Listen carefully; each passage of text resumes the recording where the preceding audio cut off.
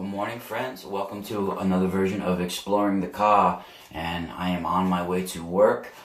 Tomorrow, my guest on Spiral Radio will be my friend and psychic, Maria D'Andrea.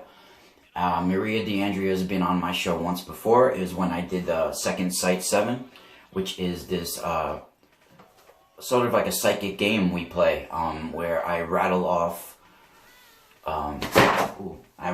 questions, and they go into like a rapid fire sort of deal where the person I'm asking questions to, or the psychic I'm asking questions to, doesn't have any time to really think about it. They gotta say exactly what comes to their mind first and have a psychic intuitive answer. You know, whatever the first thing that comes to their mind after I ask the question, they just gotta blurt it out and don't put any thought into their answers. And it's interesting what we come up with. I did it last time with her on my show, and it was really interesting, the answer she had. And you can tell I specifically asked her questions that I knew she didn't, some of them that she didn't even know what the questions, like what it was about, and stuff that she's never researched before or thought about. And because I know her a little bit, so I kind of knew what areas she probably didn't know the questions, like she didn't know what I was talking about. So I specifically asked her questions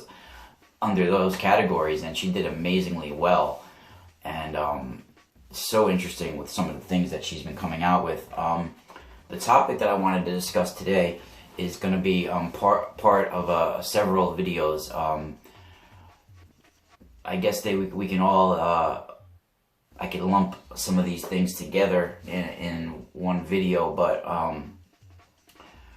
I do want to do a video really in depth about the Grigori and what they are, and how they've been involved with us since the beginning of our species. And I too feel that certain beings, certain entities have been given certain labels, and all clumped into like certain categories and stuff. I keep dropping this book that I'm holding. So basically, too, these beings that we strega call the Capinera, which basically are like the Men in Black. I've spoke of them before. They are not only I don't want to call them species or whatever, but they are an interdimensional race in a way, that they not only are timekeepers, but they are time jumpers, and they can travel. They don't have every bit of time available to them, but they can travel to certain points of time to try to manipulate the course of history, or to either give us clues or to steer us off course. And they're not going back in time for gold or silver or things like that. They're going through time to for knowledge. It's for knowledge, and to give knowledge or take knowledge away.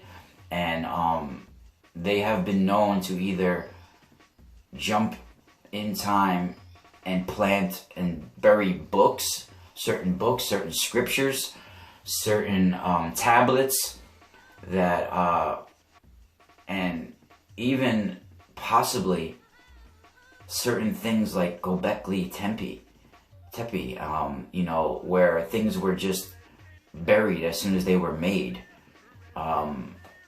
Things that were covered just for the purpose of being found at a later time. These are things that we need to look more into. They know how to...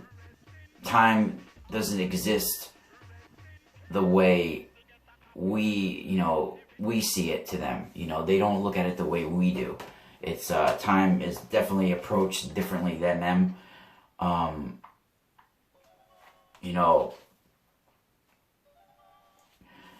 these Grigori, I have a few notes I wrote too, but these Grigori are related to these Capinera, or black hats or people, these black dressed beings. And the Grigori, or the Watchers, they have been confused with many the fallen angels. You know, the Kabbalah, people into Kabbalah have arranged them in a fallen angel, you know, archangels. Actually, the Kabbalah, it's more they arranged them in archangels, but in the book of Enoch and in the Bible, they talk of the fallen angels or the Watchers, and these have been confused with the Grigori. Now, the Grigori are similar creatures, and I feel that they were created by these fallen angels, or Anunnaki, or Draco. I feel that they have created the Grigori, and the Grigori are watchers over our divine spark. You know, they were put there to oversee our magic inside of us, okay? They are guardians of all magical practices, and us, we are magic. What's inside of us is magic. The soul plane is the magic universe. This is where things are manifested by thought. This is what we consider magic, okay?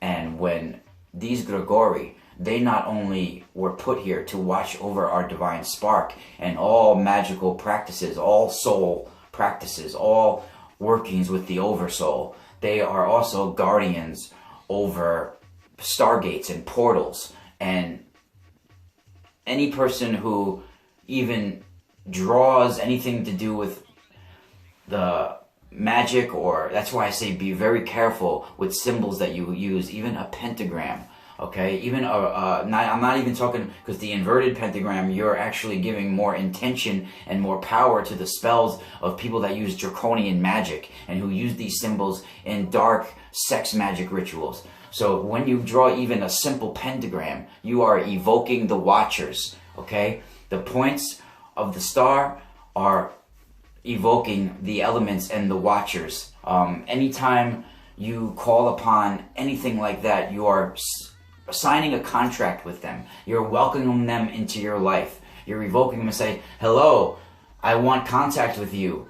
You know, I am your friend, come to me. You're signing a soul contract with these beings as soon as you call upon them, okay? And any practice of this is considered an invitation, okay? Each watcher as well, they have certain postures to evoke them. You stand in a certain posture and you evoke them to basically give them power to your psyche, okay? And you're evoking this watcher or Grigori, you're evoking them into your psyche, into your own psyche.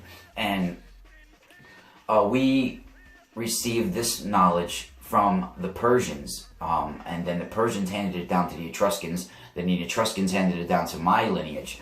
Now, the Persians, they were steeped in star magic, and you know, their whole society was arranged by star lore, and they had four gods basically that they, you know, basically like these Persians, they had 4 royal stars that they worshipped, and these are ancient stellar cults in Persia from maybe even 4000 BC, maybe before that. To have any kind of powers with your psyche, you have to, these Capinera and Grigori, who are always dressed in these black or dark gray robes, or black outfits, you know, some kind of, and usually it looks like they're behind a few decades. When you evoke them, like I said, you're signing a contract with them. And I have never evoked them or looked to talk to them in my life. I've had their presence forced upon me a few times, and I've had contact with them, but unwillingly. It happened in a near-death experience, like a shamanistic initiation, and several times in my life where I've had contact with them, it was because it was forced upon me.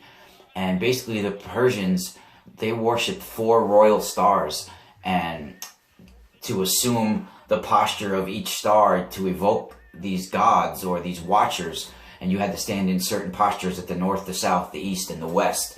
And the star Aldebaran was they looked at it as the royal star as the eye of God, and it's the left eye in Taurus, in the head of the bull. It's the left eye, the red eye, and that was the watcher of the east. And Regulus was the watcher of the south, and was the summer solstice. You know, it was the marking of the summer solstice. And you know, Antares was the autumn equinox and the watcher of the west. And Fomalhaut was the watcher of the north.